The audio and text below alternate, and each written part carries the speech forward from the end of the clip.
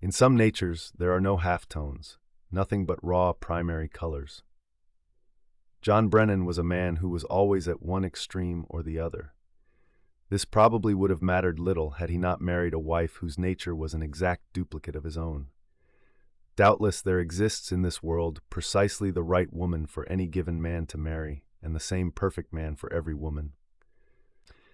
But when you consider that a human being has the opportunity of being acquainted with only a few hundred people, and out of these few hundred, there are but a dozen or less whom he knows intimately, and out of that dozen, maybe just one or two true friends at most, it can easily be seen, when we remember the number of billions who inhabit this world, that probably since the earth was created, the right man has never yet met the right woman. The mathematical chances are all against such a meeting, and this is the reason that divorce courts exist. Marriage at best is but a compromise, and if two people happen to be united who are of an uncompromising nature, then there is trouble. In the lives of these two young people, there was no middle distance.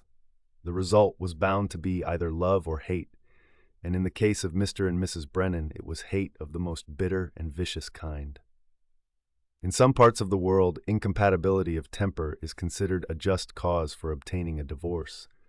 But in England, no such subtle distinction is made, and so until the wife becomes criminal, or the man becomes both criminal and cruel, these two would be linked together by a bond that only death could sever.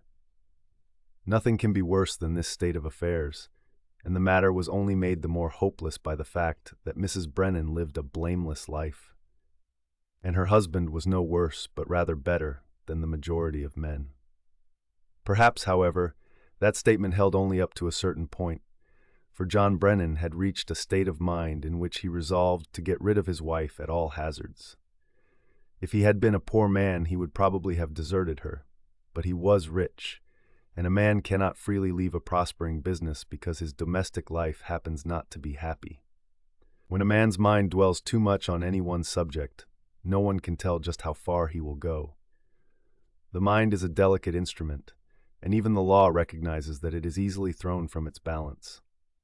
Brennan's friends, for he had friends, claimed that his mind was unhinged, but neither his friends nor his enemies suspected the truth of the episode, which turned out to be the most important, as it was the most ominous event in his life. Whether John Brennan was sane or insane at the time he made up his mind to murder his wife will never be known, but there was certainly craftiness in the method he devised to make the crime appear the result of an accident. Nevertheless, cunning is often a quality in a mind that has gone wrong.